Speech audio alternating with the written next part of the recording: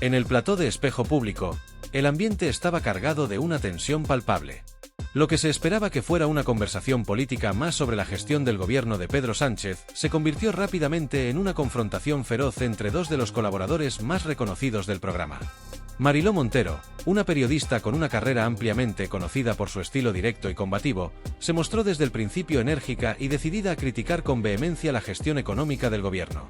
Frente a ella, Gonzalo Miró, un comentarista habitual con un enfoque más moderado y conciliador, trató de defender las decisiones del gobierno, argumentando que muchas de las medidas adoptadas, aunque difíciles, eran necesarias para garantizar la estabilidad social y económica del país.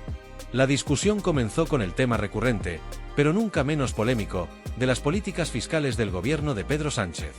Desde el primer momento, Mariló Montero dejó claro que no iba a ceder terreno fácilmente. Con un tono de indignación, comenzó a atacar las constantes subidas de impuestos que, según ella, estaban afectando gravemente a las familias españolas.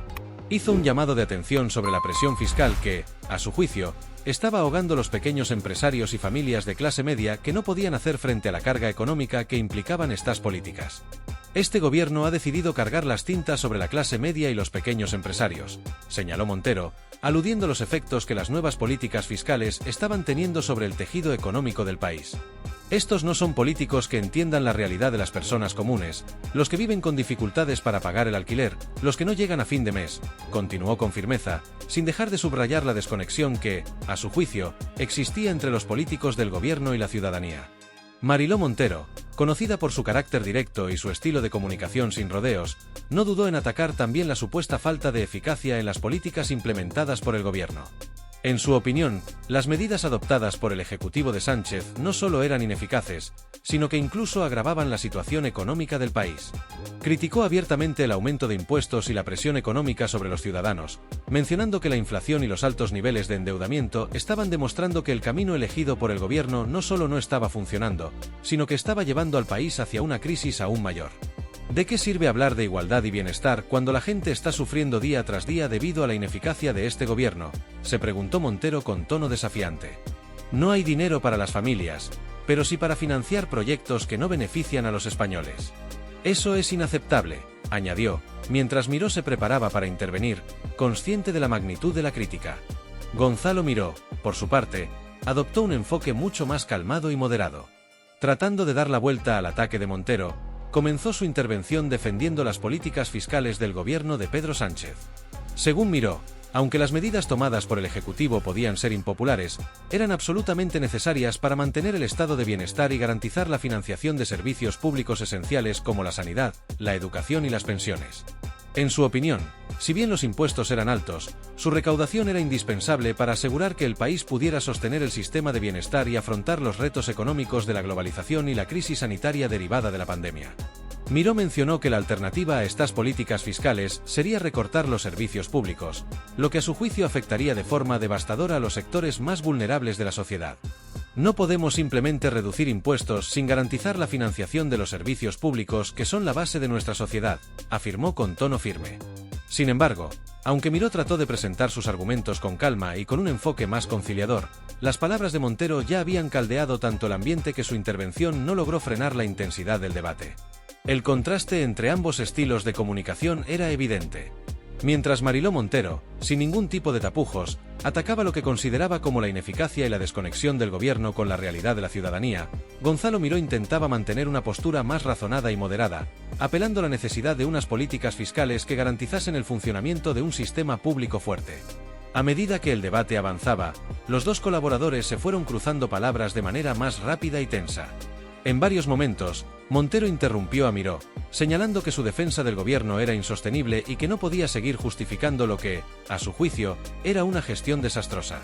Las tensiones alcanzaron su punto máximo cuando Mariló Montero, con una mirada fija y una voz cargada de indignación, soltó una pregunta directa a su compañero: ¿cómo puedes justificar que las familias no lleguen a fin de mes mientras el gobierno sigue gastando dinero en proyectos innecesarios? La pregunta de Montero fue como un desafío directo no solo a Miró, sino también a todos aquellos que defendían las políticas fiscales del gobierno.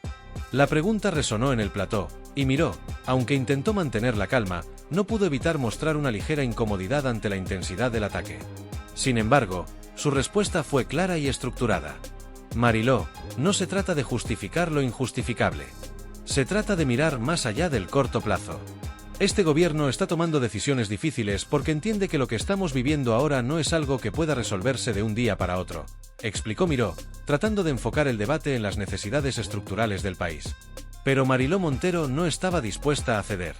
Continuó acusando al gobierno de estar desbordado por la situación y de actuar sin un verdadero plan a largo plazo. No es posible que se sigan tomando decisiones erráticas mientras millones de españoles ven cómo sus cuentas bancarias se vacían. Las familias necesitan soluciones ahora, no dentro de 10 años, remarcó Montero, mientras Miró mantenía su postura con un tono más sosegado. Sin embargo, a pesar de sus esfuerzos, las palabras de Montero fueron cada vez más contundentes. Lo que está pasando es que este gobierno no entiende las necesidades reales de la gente. Están tan metidos en su ideología que no ven lo que está pasando en las calles, continuó con vehemencia. A medida que el debate avanzaba, la tensión en el plató era palpable. Los colaboradores restantes, que hasta ese momento habían permanecido en un segundo plano, comenzaron a intervenir para intentar moderar el debate. Sin embargo, la polarización era evidente. Por un lado, los que apoyaban las posiciones de Montero y criticaban las políticas del gobierno, y por otro, los que defendían la necesidad de un sistema fiscal progresivo para mantener el estado de bienestar. Los espectadores, tanto en el plató como en casa, no dejaban de seguir el debate con atención, atrapados por la confrontación tan abierta y sin tapujos que se estaba desarrollando. La conversación entre Mariló Montero y Gonzalo Miró alcanzó un punto culminante cuando Montero decidió introducir uno de los temas más polémicos de la política española en los últimos años, la ley de amnistía. Un tema que había sido debatido hasta la saciedad en los círculos políticos, pero que aún seguía siendo una de las principales divisiones dentro de la sociedad. La amnistía, como una posible solución a los conflictos territoriales, especialmente en relación con Cataluña y el independentismo, se había convertido en uno de los puntos más calientes de la política española. Los sectores más conservadores y aquellos que defienden la unidad del país veían esta medida como un atentado contra la soberanía y la cohesión del Estado, mientras que muchos otros lo defendían como una medida política necesaria para cerrar un capítulo de tensiones históricas. Cuando Montero levantó la voz, acusando al gobierno de tomar decisiones que solo profundizaban las divisiones sociales y políticas del país, no hizo más que reavivar la chispa de un debate que estaba a punto de estallar. Con una contundencia inusitada, Montero dejó claro que no veía en la amnistía una oportunidad para la reconciliación, sino una concesión a aquellos que habían intentado romper la unidad de España. La amnistía es un error monumental, exclamó, dejando a todos los presentes en el plató sorprendidos por la fuerza con la que se expresaba. Es un regalo a quienes han querido romper España, continuó, acusando directamente a quienes habían apoyado la iniciativa de haber cedido ante un movimiento separatista que, a su juicio, estaba destrozando la cohesión social y territorial del país. La postura de Montero, que se mostró inflexible, fue clara. La amnistía era una traición a la unidad del país y un peligroso precedente que solo fortalecería a aquellos que buscaban fragmentar España. Con cada palabra que pronunciaba, su postura se reafirmaba. No podemos permitir que se siga dividiendo al país, aseguró, convencida de que lo que estaba en juego era mucho más que una simple cuestión política. Para ella, la amnistía no era solo una medida errónea, sino una grave amenaza a los valores fundamentales que, según su visión, mantenían la unidad de España. No podemos permitir que quienes han buscado desestabilizarlo reciban el perdón, dijo con vehemencia, como si no hubiera espacio para la negociación en un asunto tan delicado y crucial para el futuro del país. Por otro lado, Gonzalo Miró, un hombre con un perfil mucho más conciliador y moderado, no tardó en responder a Montero, buscando defender la amnistía desde un punto de vista completamente diferente. En lugar de abordar el tema con el mismo tono de condena que Montero, Miró trató de darle una explicación más pragmática, aunque no menos polémica. Según él, la amnistía no era una muestra de debilidad o una rendición ante el separatismo, sino una oportunidad para buscar una solución política a un conflicto que había estado envenenando la vida política española durante años. Es comprensible que no todos estemos de acuerdo con la amnistía, pero no debemos olvidar que se trata de una forma de intentar resolver un conflicto político que ha durado demasiados años, explicó Miró, buscando aportar un enfoque más racional y menos emocional al debate. Para Miró, la amnistía no debía ser vista como un perdón gratuito, sino como una medida que intentaba superar la confrontación constante entre el Estado y los sectores independentistas. La amnistía no es un perdón sin más, sino una vía para conseguir una solución a largo plazo, agregó, buscando subrayar que el objetivo de la medida era lograr una reconciliación en el contexto de una política de paz y convivencia.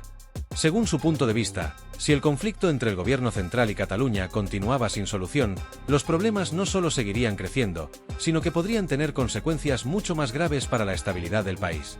Aunque sus argumentos eran válidos desde un punto de vista político, el tono de Montero no cedió ni un ápice. La conversación se había convertido en una confrontación ideológica en toda regla, donde las posturas no parecían encontrarse en ningún punto medio. Miró intentaba suavizar la discusión, pero Montero lo veía como un defensor de una política que consideraba peligrosa para la integridad de España.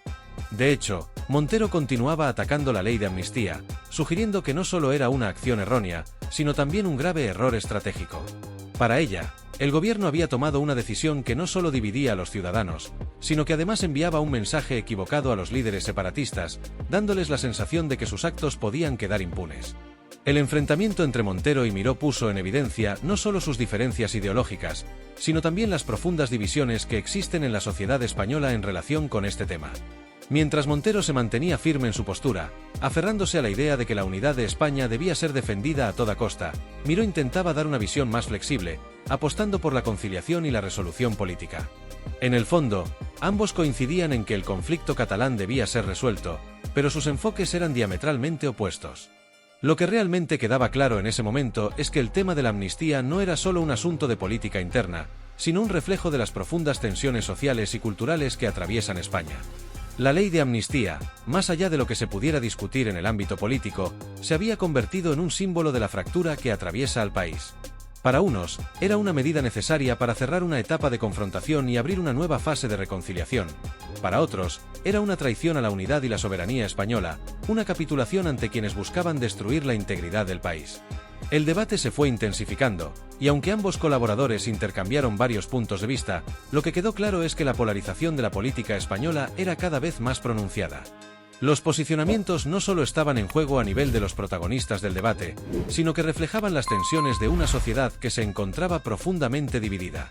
La amnistía, lejos de ser una medida pacificadora, se había convertido en un símbolo de la lucha entre dos visiones irreconciliables sobre lo que España debía ser. El debate continuó durante varios minutos, con Montero manteniendo una postura inflexible y Miró buscando, quizás sin mucho éxito, suavizar los ánimos. Las críticas de Montero seguían siendo duras, acusando al gobierno de Pedro Sánchez de estar tomando decisiones erróneas y de estar ofreciendo demasiado a quienes, según ella, solo buscaban destruir la unidad de España. Miró, por su parte, seguía defendiendo que el perdón y la amnistía eran medidas que podían traer consigo una resolución política para un conflicto que ya llevaba demasiado tiempo sin solución. Finalmente, el debate sobre la ley de amnistía no solo expuso las diferencias entre los dos colaboradores, sino que también puso al descubierto la profunda división que atraviesa a la sociedad española en su conjunto. Este tema no solo es un asunto de política interna, sino un reflejo de las luchas ideológicas y sociales que caracterizan la vida pública en España. La ley de amnistía es solo un síntoma de una fractura más profunda que atraviesa a la nación, una fractura que no parece tener una solución fácil y que continuará siendo un tema de debate durante mucho tiempo más. Sin duda, el futuro de la política española dependerá en gran medida de cómo se resuelvan estos enfrentamientos ideológicos y de cómo se logre encontrar un punto de consenso entre las diferentes facciones que hoy dominan el panorama político. El intercambio de opiniones entre Mariló Montero y Gonzalo Miró, que se extendió mucho más allá del tiempo previsto, creó un ambiente de tensión palpable en el plató.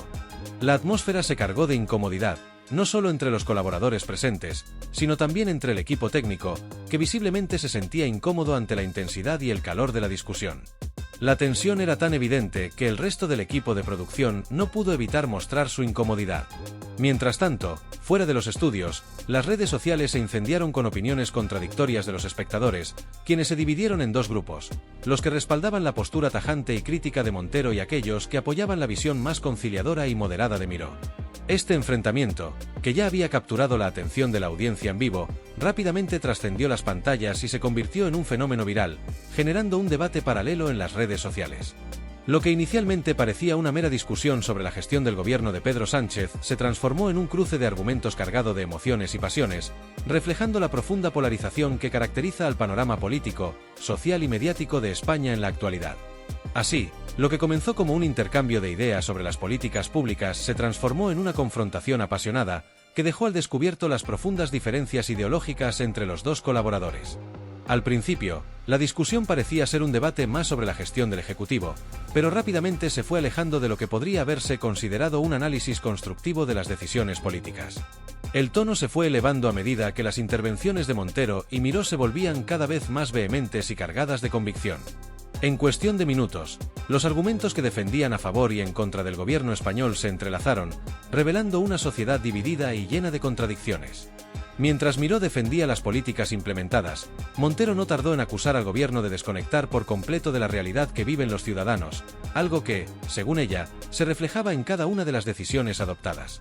El enfrentamiento no solo dejó en evidencia las diferencias entre los dos colaboradores, sino que también resaltó cómo las decisiones políticas actuales están profundamente marcadas por los intereses particulares de diferentes sectores sociales. Desde la perspectiva de Miró, las medidas tomadas por el gobierno eran necesarias para garantizar la estabilidad y la preservación del estado de bienestar, aunque admitió que no eran populares. Sin embargo, Montero no aceptaba esa justificación, argumentando que, en muchos casos, lo que se había hecho era perjudicar a las clases medias y bajas del país. ¿De qué sirve hablar de bienestar cuando las familias no pueden llegar a fin de mes?, dijo con firmeza, cuestionando los principios sobre los que se basaban las decisiones del Ejecutivo. La discusión se intensificó aún más cuando el tema de las políticas fiscales salió a la palestra. Miró defendió las nuevas leyes fiscales como una herramienta esencial para garantizar el funcionamiento de servicios públicos básicos, tales como la sanidad, la educación y la protección social. Según él, sin esas políticas, España no podría sostener su modelo de estado de bienestar. Sin embargo, Montero no tardó en rebatirlo, apuntando que lo que en realidad estaba haciendo el gobierno era asfixiar a las familias y pequeños empresarios. Estas políticas están asfixiando las pequeñas empresas, están ahogando a la clase media, afirmó con contundencia, sugiriendo que el bienestar solo existía en teoría, mientras que en la práctica las familias luchaban por llegar a fin de mes. Pero fue cuando Montero introdujo el tema de la ley de amnistía, una de las medidas más controvertidas del gobierno, que la discusión alcanzó su punto máximo. Esta ley, que había generado un sinfín de críticas en varios sectores del país, se convirtió en el centro del enfrentamiento. Con voz firme y decidida, Montero calificó la ley como una traición a los principios fundamentales de la democracia y a la unidad territorial de España. La amnistía no es una medida de reconciliación, es un acto de rendición, afirmó, y agregó que el gobierno estaba cediendo ante quienes buscan desmembrar el país para mantenerse en el poder. Para Montero, esta ley era el símbolo de una política errónea que no hacía más que empeorar la situación del país. Miró intentó defender la postura del gobierno, afirmando que la amnistía debía ser entendida como un intento de superar los conflictos históricos y de abrir un camino hacia la estabilidad política. Sin embargo, sus palabras no lograron convencer a Montero, quien lo interrumpió rápidamente. No se puede hablar de unidad cuando lo que estás haciendo es darles un perdón a quienes han violado nuestras leyes y han puesto en peligro la democracia. Esto no es reconciliación, esto es ceder al chantaje, replicó con vehemencia. La conversación se volvió aún más tensa cuando la cuestión de la estabilidad territorial y el futuro de España salió a la luz, algo que claramente parecía ser el punto de mayor fricción en su enfrentamiento. El nivel de tensión alcanzó otro nivel cuando el debate giró hacia la gestión de la pandemia de COVID-19. Un tema que ha dejado profundas cicatrices en la sociedad española, tanto a nivel personal como económico. Montero acusó al gobierno de falta de transparencia en su gestión de la crisis sanitaria, sugiriendo que el Ejecutivo había ocultado información crucial sobre contagios y fallecimientos para proteger su imagen pública. Los ciudadanos merecen la verdad, no pueden ser tratados como cifras en un intento de encubrir la incompetencia del gobierno, señaló con rabia. Miró, por su parte, intentó desviar la atención hacia los aspectos positivos, como la campaña de vacunación, argumentando que España se había posicionado como uno de los países con mayor porcentaje de vacunación en el mundo. A pesar de las críticas, subrayó que la vacunación masiva había sido un éxito y que había salvado muchas vidas. Sin embargo, Montero no se dejó impresionar y rápidamente replicó: "No puedes tapar el sol con un dedo, Gonzalo. La gestión de la crisis ha sido un desastre, desde el principio hasta el final. Las decisiones tardías y la falta de previsión han costado vidas. Esto no es solo incompetencia, es negligencia criminal". El clima en el plató se volvía cada vez más insostenible, con los moderadores del programa interviniendo en varias ocasiones para intentar calmar los ánimos. La tensión en el ambiente era tal que el aire parecía cargado de una energía incontrolable, una energía que fluía entre los dos participantes principales, Montero y Miró. A medida que el debate avanzaba, la dinámica se volvía más tensa, con los dos protagonistas aferrándose con firmeza a sus respectivas posturas, y con cada uno de ellos empeñado en demostrar que su visión era la única que realmente entendía y representaba los intereses de la sociedad española. Los moderadores, visiblemente abrumados, trataban de suavizar la atmósfera, pero sus intentos de apaciguar la situación resultaban infructuosos. Las palabras de Montero, cargadas de convicción y de una crítica feroz al gobierno, se chocaban una y otra vez contra las respuestas de Miró, quien, desde un enfoque más moderado, procuraba no caer en el mismo nivel de confrontación, aunque su defensa de las políticas del Ejecutivo también provocaba reacciones vehementes. Los gritos y las interrupciones se sucedían en un ciclo interminable, y las cámaras del programa parecían capturar cada gesto, cada mirada furiosa y cada gesto de frustración de los participantes. Los presentadores, con la esperanza de recuperar el control, trataban de redirigir la conversación, pero las emociones de los dos interlocutores parecían tan intensas que era casi imposible que las palabras fluyeran sin que el debate se desviara hacia la confrontación directa. A pesar de los esfuerzos por moderar los intercambios, la pasión y la energía con las que ambos defendían sus puntos de vista estaban tan marcadas que el debate no solo adquiría tintes de confrontación política, sino que también reflejaba una batalla emocional y personal que trascendía el ámbito de la política y tocaba fibras más profundas relacionadas con la identidad, la justicia y el futuro del país. Mientras tanto, fuera del plató, las redes sociales estallaban con comentarios, publicaciones y reacciones. Cada intervención de Montero y Miró era analizada con lupa por los usuarios de Twitter, Facebook, Instagram y otras plataformas digitales. En cuestión de minutos, los hashtags relacionados con el programa se disparaban en las tendencias, mientras que los seguidores de ambos bandos se lanzaban a defender a sus respectivos representantes. La guerra virtual se desataba con cada intervención de los participantes, y la tensión parecía multiplicarse en las plataformas digitales, creando una especie de fenómeno paralelo al debate que se desarrollaba en la televisión. Por un lado, los defensores de Montero continuaban alabando su valentía y su postura desafiante contra un sistema que consideraban corrupto y desbordado por intereses ajenos al bienestar de la población. En su opinión, Montero no solo era una voz crítica, sino también una líder que no temía cuestionar lo que muchos consideraban intocable. Por otro lado, los seguidores de Miró argumentaban que su enfoque era más sensato, pues proponía soluciones realistas y constructivas, reconociendo los avances del gobierno sin caer en la tentación de la crítica destructiva. Según su visión, en un país tan fracturado, la moderación y el diálogo eran la clave para avanzar hacia una sociedad más equitativa, en lugar de caer en la trampa de los discursos radicales que solo servían para polarizar aún más la opinión pública. Sin embargo, esta postura también estaba siendo atacada por quienes consideraban que Miró representaba lo peor del establishment, que justificaba las decisiones del gobierno aún cuando éstas eran claramente cuestionables y perjudiciales para amplios sectores de la población. Este enfrentamiento no solo se convirtió en un tema candente dentro de los medios de comunicación, sino que también reflejó las profundas divisiones que atraviesan a la sociedad española en estos momentos. Los comentarios y discusiones en las redes sociales mostraban la polarización de la población, que ya no solo se expresaba en términos de ideologías políticas, sino que se desbordaba hacia otras áreas de la vida social y cultural del país. De un lado, Montero había logrado posicionarse como la portavoz de un sector de la población que siente que ha sido olvidado, marginado o incluso oprimido por un sistema que ya no responde a sus necesidades. En su postura, la política del gobierno era percibida como desconectada de la realidad de la gente, como una política hecha a medida de los intereses de unos pocos, sin tener en cuenta el sufrimiento y las dificultades diarias de aquellos que luchan por llegar a fin de mes. Montero, con su tono desafiante y sus duras críticas, se convirtió en una figura de referencia para aquellos que veían en ella a una valiente defensora de sus derechos y sus aspiraciones. Por otro lado, Miró se presentaba como un defensor de la estabilidad y el pragmatismo. Aunque reconocía que había fallos y errores en la gestión del gobierno, también destacaba que éste había logrado avances importantes, y que la política debía ser entendida como un ejercicio de equilibrio, en el que se debía buscar el consenso y la reconciliación. Para sus seguidores, Miró representaba la sensatez en un momento en el que España parecía estar al borde de un colapso social y político.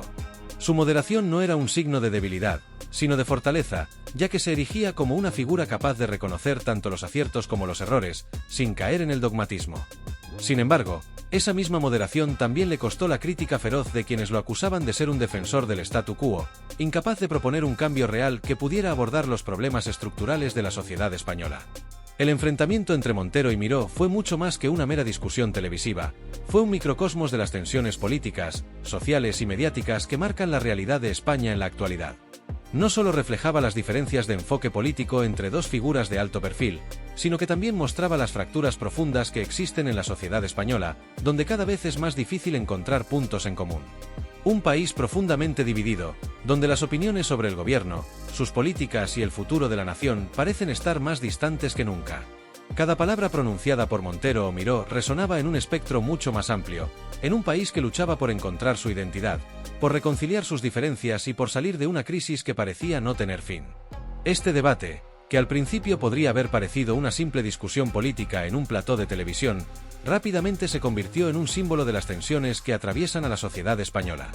Las imágenes de Montero y Miró, enfrentados en una lucha de palabras y argumentos, se convirtieron en una representación visual de las fracturas que existen en el corazón mismo de la nación. De un lado, los que buscan un cambio radical, una transformación profunda del sistema; del otro, los que defienden el statu quo, la estabilidad y la moderación.